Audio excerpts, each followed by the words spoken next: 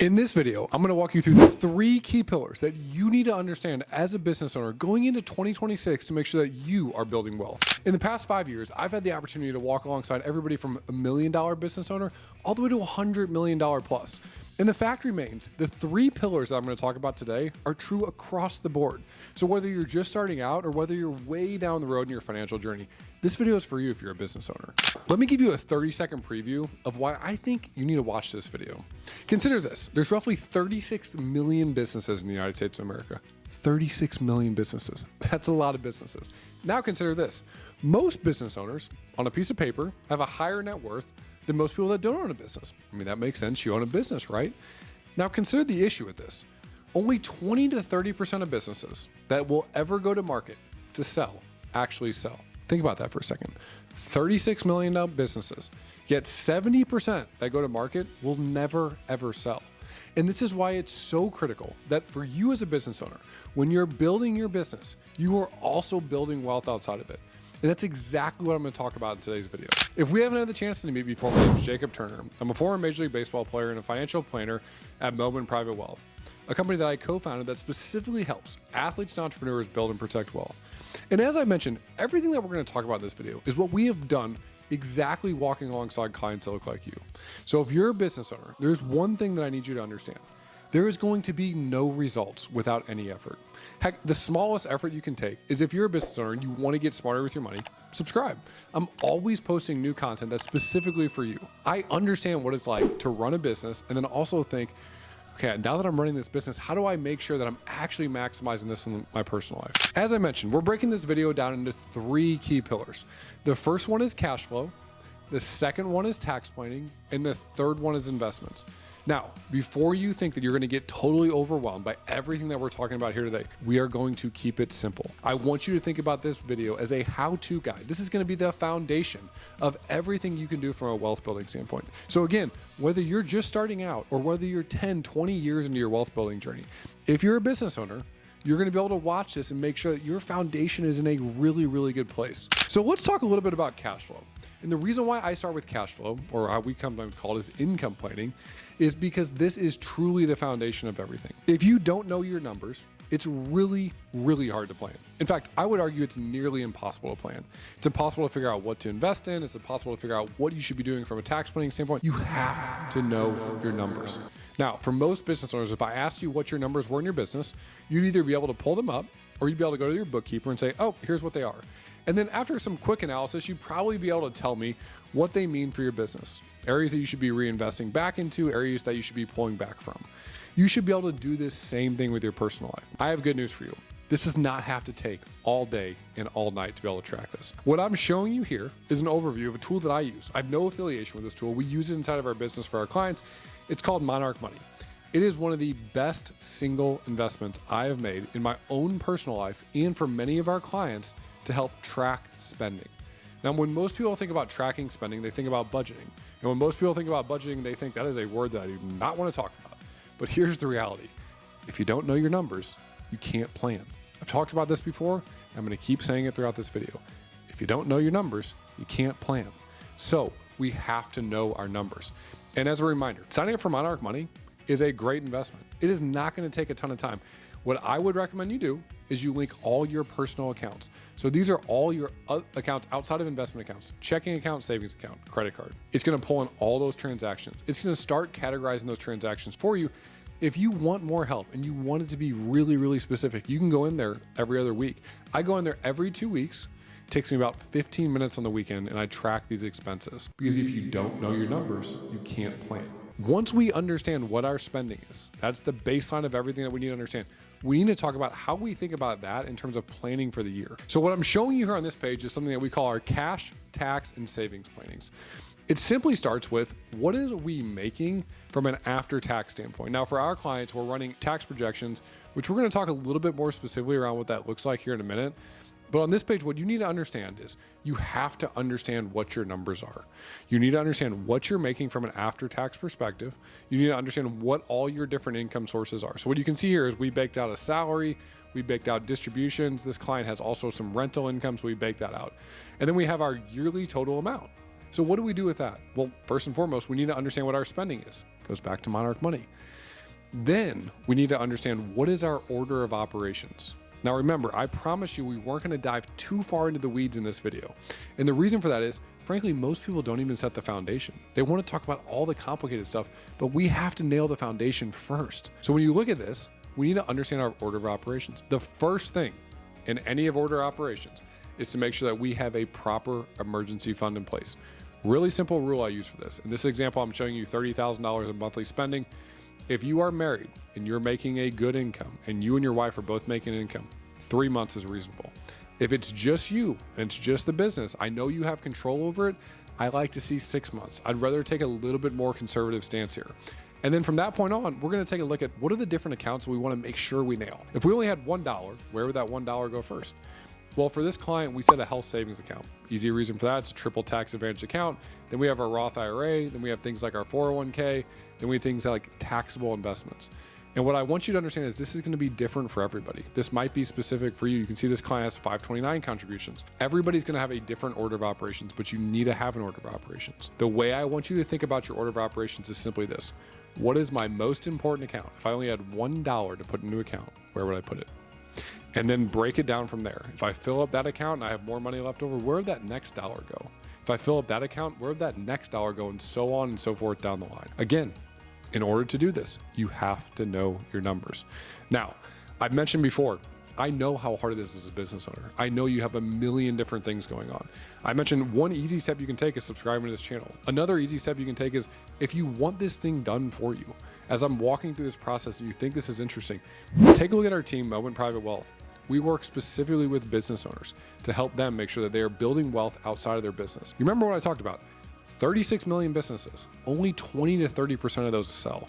And what I will tell you is, even if the 20 to 30% that sell, most aren't going to sell at the exact right time for the exact right number. And this is why it's so critical to be building wealth along the way as you're building your business. If you can build wealth outside of your business, you can create incredible financial optionality. And that's ultimately what you want, because then it gives you the optionality to scale your business, pull back in your business, sell your business, and do anything in between. So let's talk a little bit about tax planning. Tax planning at its most basic level, pretty simple idea. How do we pay our lowest amount of lifetime taxes over our entire life?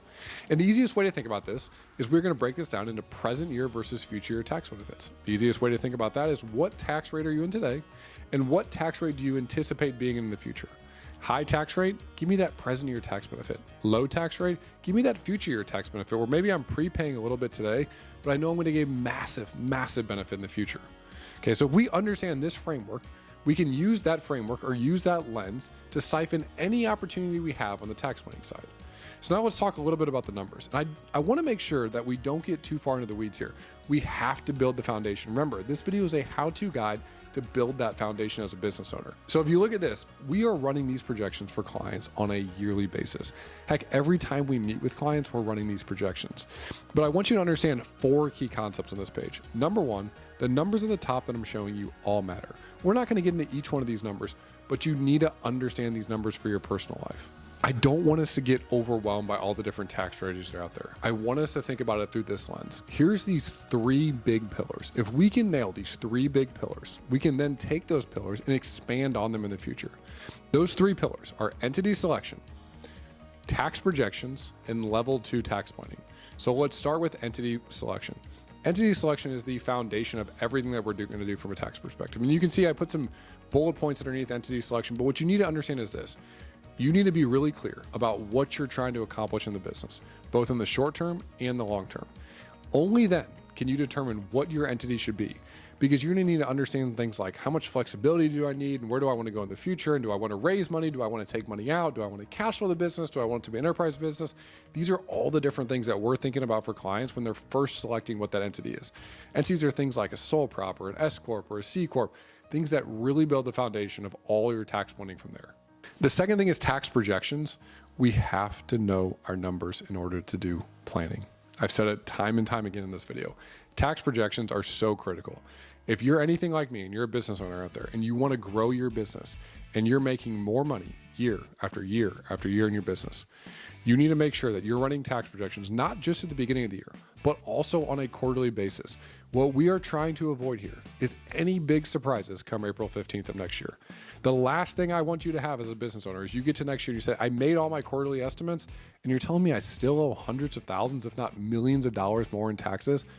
I didn't know about that. I already reinvested that money back into other things in the business. You need to make sure that you are running these projections so you have total clarity in terms of what you're paying today and what you can keep on the sidelines to make sure that you're earning the interest and not the IRS, but you still have it ready to go come April 15th when you need to make that payment. And the third thing here is level 2 tax planning. Now look, there are a million different strategies we can get into when it comes to level 2 tax planning. Things like real estate, things like qualified accounts, all these different things can be great pieces to the puzzle.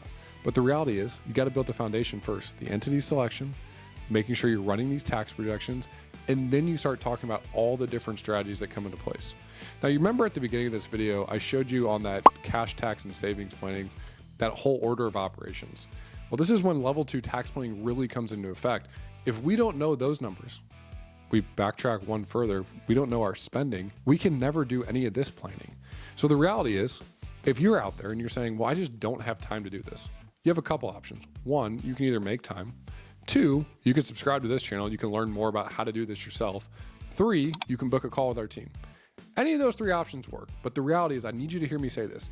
You have to take action if you're going to make a difference. Because the reality is if you're a business owner and you're watching this video, you're probably thinking, year after year, I've been making a ton of money, but my bank account and my net worth doesn't look any different. And I'm gonna tell you right now, it's not gonna look any different at the end of 2026 if you haven't taken the steps to do these sorts of things. Let's talk a little bit about what our third pillar is. Our third pillar is the investment pillar. And I know a lot of people like to think about investments as all these different complicated things that we can invest in, but I want to break it down really simple. Remember, this is our how-to guide. This is our foundational elements as we go into 2026 to make sure that you nail your personal finances as a business owner. Now, I want you to think about every investment in one of three buckets. Bucket one is our war chest. We're not taking on a ton of risk. We have liquidity. Bucket two is our core investment strategy. We would call it our growth strategy. We're taking on a little bit more risk, but we also know that we're going to have a higher expected rate of return in this category. Still some liquidity. And bucket three is our aspirational bucket. If we fill up buckets 1 and 2, and we have the ability to have some illiquid investments, things like private equity, things like venture capital, where we have a potential for a higher expected rate of return, we can start allocating to those. But the way I want you to view investments is through this lens. I want you to take every single investment that comes to you and think about what bucket would it go into. And I want to take it even a step further. I want you to start with what investments do you have today? What does your net worth look like today, including your business, and put them in these three buckets. I want you to bucket out 1, 2, and 3. And I want you to do it from a dollar amount standpoint. What dollar amount do you have in each one of these buckets? Now, we need to understand why these buckets matter so much. If you consider your rates of return, what I'm showing you here is this is your asset allocation. This is your difference between what you have in bucket 1 versus what you have in bucket 2. What you have in the war chest versus what you have in the growth strategy. What you have in risk off versus what you have in risk on assets. And you can see based on this is going to depend on a lot of your ultimate rate of return. You're also going to see the waves in the wave pool or the swings in the good year versus the bad year get much, much wider when you have more money in bucket 2 versus less money in bucket 1. And it goes the opposite way. If you have more money in bucket 1 and less money in bucket 2, those waves get a little bit narrower. This is so critical to understand. You're going to get tired of hearing me say this, but if you don't know your numbers, you can't plan. Consider at the beginning of this video, we talked about your monthly spending. Consider we then talked about what you're going to make in that given year. Then we talked about order of operations. Then we talked about tax planning. Now we're talking about investments. What I want you to see is all these things weave together. If you don't do the first part, you can't do the last part. And this is where so many business owners go wrong. They come to their advisor and they want to know what things they should invest in, but they haven't done the actual work to understand what they're spending or what their order of operations is or what tax planning moves they should make. They just know they want to make more money, they want to pay less in tax, and they want to make more in their investment return. And here's the reality. You got to put in some level of work. And if you're not going to do that, you better make sure you have the right team around you that really understands how all these different numbers integrate, because that's the reality. So many business owners will wake up in 20 years and they will be in that statistic of the 70% of businesses that can't sell. And they'll be saying the only way for me to have the retirement that I want to have is for me to sell my business at the exact right time for the exact right dollar amount. I'm going to tell you right now, that is not a place I want you in. I want you to get smarter with your money. I want you to make sure that when you go into 2026, you feel more confident than ever that you are going to end the year in a better personal financial situation than when you started the year. I know your business is going to be there, but I care about your personal financial situation. So remember our 3 pillars: cash flow, tax planning, investments.